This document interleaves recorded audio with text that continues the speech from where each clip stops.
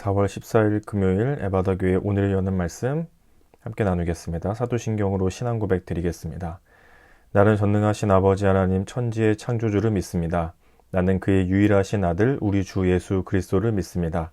그는 성령으로 잉태되어 동정녀 마리아에게서 나시고 본디오 빌라도에게 고난을 받아 십자가에 못 박혀 죽으시고 장사된 지 사흘 만에 죽은 자 가운데서 다시 살아나셨으며 하늘에 오르시어 전능하신 아버지 하나님 우편에 앉아 계시다가 거기로부터 살아있는 자와 죽은 자를 심판하러 오십니다. 나는 성령을 믿으며 거룩한 공교회와 성도의 교제와 죄를 용서받는 것과 몸의 부활과 영생을 믿습니다. 아멘. 오늘 함께 보실 말씀은 마가복음 16장 19절 20절 말씀입니다. 마가복음 16장 19절 20절 말씀을 같이 읽겠습니다. 주 예수께서 말씀을 마치신 후에 하늘로 올려지사 하나님 우편에 앉으시니라. 제자들이 나가 두루 전파할새 주께서 함께 역사하사 그 따르는 표적으로 말씀을 확실히 증언하시니라. 아멘. 오늘 말씀은 이제 마가복음의 마지막 부분에 해당하는 본문입니다. 예수님께서 고난받으시고 십자가에 죽으시고 3일 만에 부활하셔서 또 여러 가지 말씀, 또 제자들을 찾아오시기도 하는 일들을 하신 후에 이제 하늘로 올라가셨다라는 표현을 19절에서 마무리처럼 이야기해 주고 있습니다. 근데 하늘로 올라가셨다, 주 예수께서 말씀을 마치신 후에 하늘로 올려지사 할 때 이 하늘은 눈에 보이는 하늘이기도 하겠지만 또 다른 표현으로는 하나님이 계시는 곳, 성부 하나님이 계시는 곳, 그곳으로 가셨다라는 표현이 되기도 하겠죠. 이 땅에 오신 하나님이었던 예수님께서 이제는 다시 성부 하나님이 계신 곳으로 가셨다라고 표현하고 있습니다. 그리고 하나님 우편에 앉으셨다는 말은 성부 하나님 그리고 성자 하나님이 동등한 권능과 동등한 영광을 가지시는 그 자리, 그것이 바로 하나님의 오른자리, 하나님 우편, 하나님 오른쪽 자리, 이런 표현에 담겨져 있는 거죠. 그러니까 이 땅에 오셨던 예수님은 부활하신 후에 다시 하나님의 자리로, 이 땅에 계셨어도 하나님이셨지만 다시 본래 계셨던 하나님의 자리로, 그리고 하나님과 동등한 그 영광과 또 존귀를 받으시는 하나님의 자리로 돌아가시게 되었다라고 마가복음은 설명하고 있습니다. 그리고 나서 20절에서는 제자들이 나가 두루 전파할새 주께서 함께 역사하사 그 따르는 표적으로 말씀을 확실히 증언하셨다. 어떻게 제자들이 이제 남아서 복음을 전할 때 예수님께서는 여전히 그들과 어떻게 함께 하고 계시는지를 20절에서 알려주고 있습니다. 예수님께서 하늘로 그렇게 가신 후에 제자들은 나가서 복음을 전하기 시작했죠. 십자가의 고난과 죽음 그리고 부활, 생명의 소식을 사람들에게 막 전하기 시작했을 것입니다.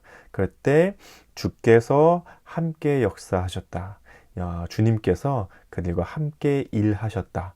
복음이 전해지는 곳마다 또 말씀을 전할 때마다 그곳에도 예수님께서 함께하고 계셨다. 근데 그걸 어떻게 믿을 수 있죠? 그 뒤에서 표현해 주겠습니다. 그 따르는 표적으로 말씀을 확실히 증언하셨다. 제자들이 복음을 전할 때마다, 말씀을 전할 때마다 그들에게 표적이 나타났죠. 근데 그 표적을 통해 정말로 예수님께서 그들과 함께하고 계시는구나, 그리고 그들이 전하는 복음이 진짜이구나 하는 증거를 삼을 수 있는 일들이 그들이 복음을 전할 때 일어나게 됐습니다. 그런데 그 따르는 표적들이 무엇이었냐면 17절, 18절에 나오죠.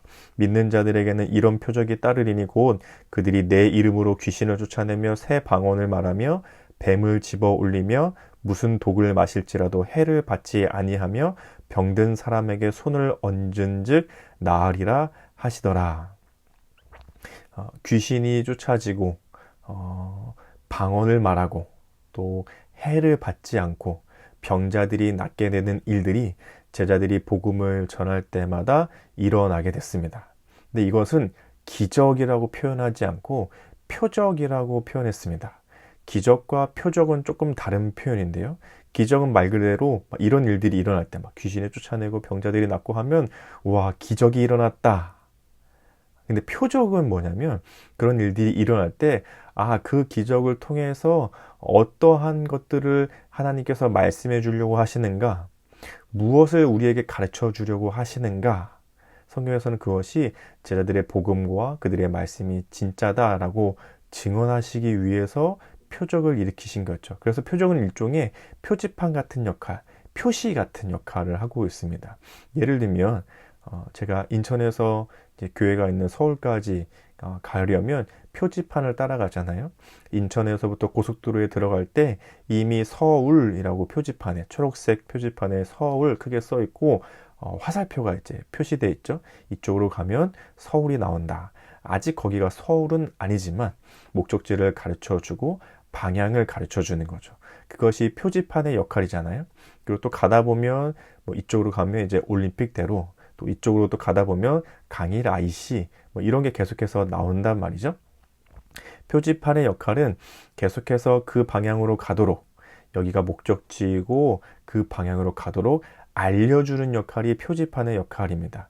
표적이 마치 그런 것과 같아요.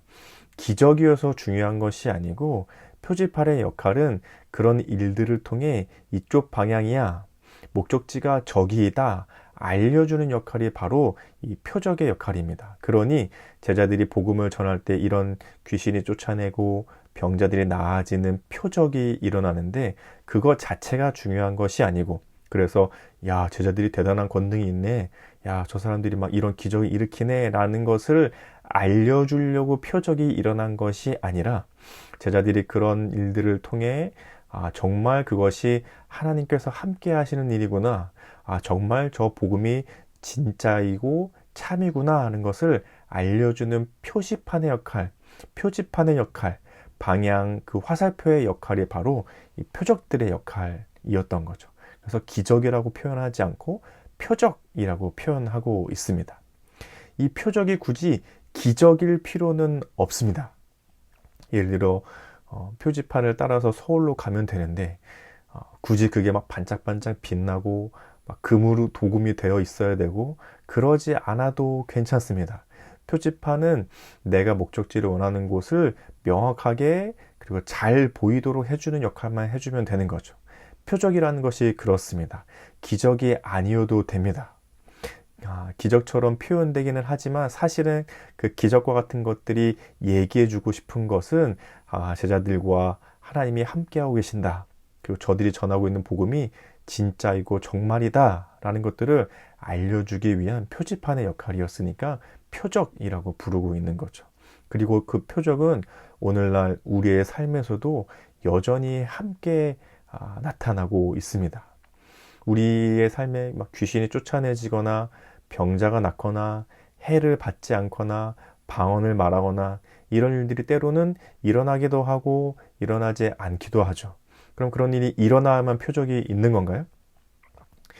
그런 일이 있을 때도 여전히 표적이라고 할 수 있지만 표적의 역할은 하나님이 우리와 함께하고 계신다, 하나님이 나와 함께하고 계시고 지금도 내 삶에 함께하고 계시는구나를 알려주는 것이라면 그것이 무엇이든 간에 표적인 거죠. 굳이 그 표적이 그 표지판을 따라가는 그 길이 내 차가 꼭 스포츠카여야 될 필요는 없는 겁니다. 저 표지판을 따라가는 그 길이 꼭 황금길일 필요는 없습니다. 꼭 저 표지판을 따라서 가야 되는 그 길이 때로는 밀리기도 하고 때로는 사고가 있기도 하지만 그게 눈 깜짝할 사이에 도착하면 좋겠다, 그런 일들이 일어나지 않아도 괜찮습니다.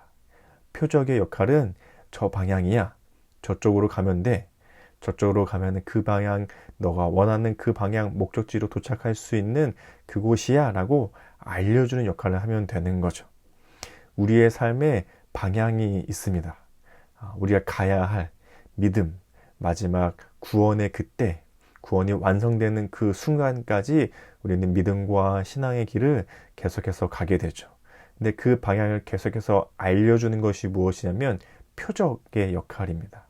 그것이 가장 구체적이고 가장 정확하게 드러나 있는 것이 바로 하나님의 말씀이죠. 말씀이 내 삶 가운데 표적이고 표지판이 됩니다.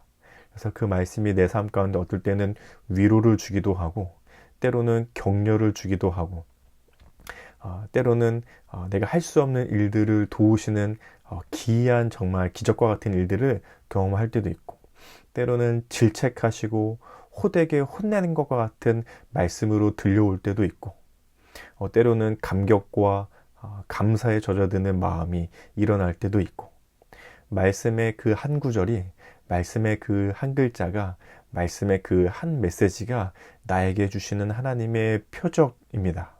그래서 내 삶에 하나님께서 함께하고 계시다는 것을 알려주는 역할이죠. 그리고 내가 살아가고 있는 그 믿음의 길이, 그 신앙의 길이 맞다고, 그 길이 옳은 방향이라고, 그것이 참되다고 알려주고 있는 것입니다. 그것이 말씀 속에 드러나고, 그것이 기도할 때마다 우리의 마음속에 들려오기도 하고, 때로는 예배를 통해서, 때로는 찬양을 통해서 우리의 삶 가운데 나타나기도 하죠. 우리의 삶 가운데도 여전히 표적이 일어나고 있습니다. 표적은 꼭 기적이 아니어도 됩니다. 병자들이, 귀신들이 이런 기적이 아니어도 괜찮습니다. 왜냐하면 표적의 역할은 기적을 일으키는 게 아니라 우리의 삶이 올바른 방향으로 갈 수 있도록 알려주는 것이기 때문입니다. 여러분의 삶에는 어떠한 표적이 있는지 한번 살펴보실 수 있으면 좋겠습니다. 지금까지 내 삶에 어떠한 표적으로 하나님이 함께 해주셨나? 이러한 순간에 하나님이 나와 함께 하셨구나. 이러한 순간에 하나님께서 내 삶을 인도하고 계셨구나. 그것이 곧 표적입니다. 그리고 그 표적은 오늘도 우리의 삶 가운데 있을 것이고 앞으로의 우리의 삶에도 있을 것입니다. 그 표적을 따라 올바른 방향으로 나아갈 수 있는 우리의 삶이 될 수 있기를 예수님의 이름으로 축복합니다. 오늘의 말씀을 기억하면서 우리 함께 이렇게 기도하면 좋겠습니다. 여러 가지 모습으로 나와 함께 하시는 하나님을 발견하며 내 삶을 인도하시는 하나님의 표적임을 알아가는 믿음이 되어 가도록, 또 여러 가지 모습으로 하나님께서 우리의 삶을 인도해 가실 텐데 그것이 바로 하나님의 표적임을 우리가 알아갈 수 있는 하루가 되면 좋겠습니다. 우리의 가정과 교회와 나라와 세계를 위해서는, 가정을 위해서는 부모와 자녀가 서로 하나님께서 주신 사랑의 메시지임을 알아가도록, 우리 교회를 위해서는 하나님의 기준을 따라 하나님께서 인도하시는 교회임을 신뢰하며 순종으로 따라가도록, 우리 나라와 세계를 위해서는 특별히 이번 주에 그 강릉 산불로에서 피해를 입은 분들이 많이 계시는데 피해를 입은 주민들을 위해서 기도해 주시고, 우리 국내외 우리 함께 이루어가는 하나님의 나라로서 목회자분들, 또 선교사님들, 또 교회와 선교지들을 위해서 함께 기도해 주시면 좋겠습니다. 우리 공동체의 기도 제목으로는 우리 임경훈 집사님의 기도 제목인데요. 함께 기도해 주시면 좋겠습니다. 개인의 기도 제목은 담대함과 하나님에 대한 신뢰를 더하여 주시어 두려움과 불안 없이 세상에서 승리케 하소서.